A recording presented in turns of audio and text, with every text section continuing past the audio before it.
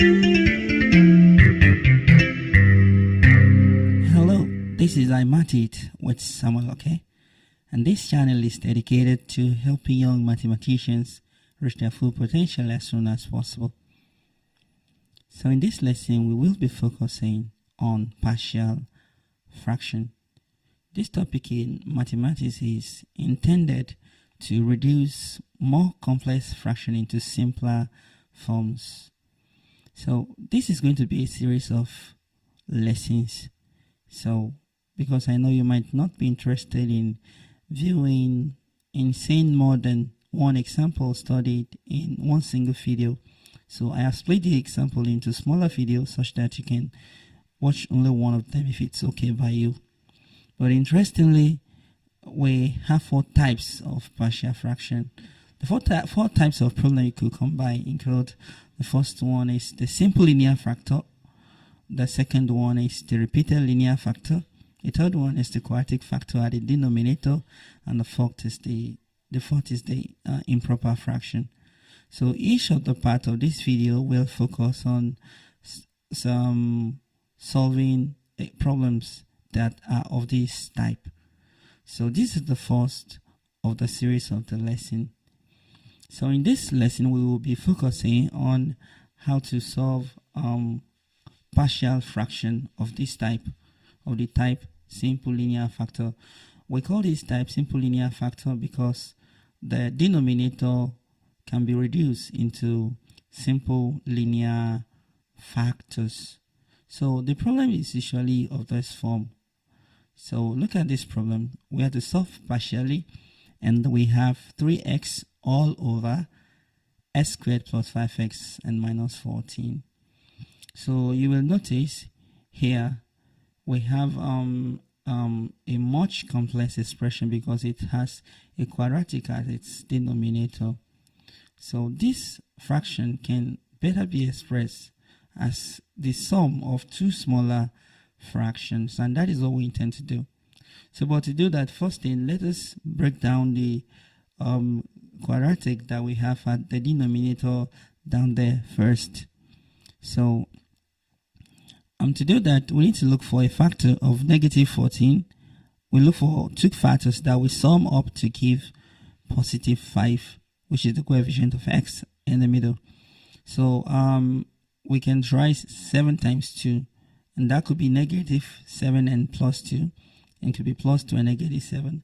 Of course, there are more factors of 14, but the fitting one for this problem without wasting time is plus 7 and minus 2. If you're familiar with factorization earlier on, I hope you understand that there will be video for that separately. So we go on and put 7 plus 7 and negative 2 to replace the 5x we have there originally. So we have this. So then next we go on and split this in parts so that we can factorize it in parts. And the first part will factor to give x into x plus 7, right? Then we go on and repeat that bracket, x plus 7. So, and what number will multiply by x to give 2x and multiply by 7 to give negative 14? So definitely is minus 2, right? So that satisfies the condition. So this would be equal to 3x and all over, take the component outside the bracket, x minus 2, and one of the brackets, x plus 7, and we have factorized the denominator. Let me go on and rewrite the whole question expression that we have in the question. 3x all over x squared plus 5x minus 14. Now, I would introduce two constants a and b. Then I will go on and split the denominator there into its factors, and use it to create two smaller fractions having constant a and b at its numerator like this. So this is how you should do it. So as long as we are able to find the value of a and b, then we can come back and put that in there. So, and we have solved the fraction partially. So let's do this fraction.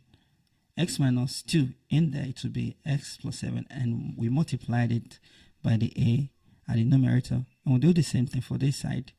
We have x minus 2, and we multiply it by the b we have at the numerator. So now at this point, remember we have 3x all over x squared plus 5x and minus 14 on the left hand side. So at this point, you will notice that the denominator on both sides are the same, right? So since the denominators are equal, we can go on and ignore the denominator since they are equal and focus on the numerator. So we equate the numerator. So if we do that, we'll have 3x equal I into bracket x plus 7 in bracket plus b into x minus 2. So this is the equation we have to deal with. So let's go on and copy that up here again so that we can have a reference of it. So there are two methods from this point on. One method is we can use a try and error method. Then we can go on and open the bracket and convert it into a simultaneous equation. But in this lesson, let's focus on this try and error method. In other problems we solve, so we're going to do the other method. So for what value of x, we eliminate a, or for what value of x, we eliminate b. If we have to eliminate b first, you will notice if we put a certain value for x, that component will be 0. So let us put x is equal to 2. You will notice if we put x is equal to 2, what we have in the bracket there will be 0 multiplied by b, and b will be eliminated, and then we can get the value of a, right? So let us do that. If we put x is equal to 2 in the equation, we have 3 into bracket 2 equals I into bracket 2 plus 7 and plus b into bracket 2 minus 2. So 3 multiplied by 2 is 6, right? And I times 7, 2 plus 7 is 9. So we have 9i. And 2 minus 2 is 0, multiplied by p is 0. So we divide both sides by 9, right? So, and we have our I equals 6 all over 9, right? So let's do that. So dividing both sides by 9, we have 6 all over 9 equals 9i all over 9. So, and 3 goes in there. 3 goes in there twice, and it goes down there 3 times. So I equals 2 all over 3. So we've gotten the value for our A, but we also need to get the value for B as well. So let's go back in the equation we have up there. So for what value of x will A equal to be eliminated? So you will notice there is a value of x. Can you guess that?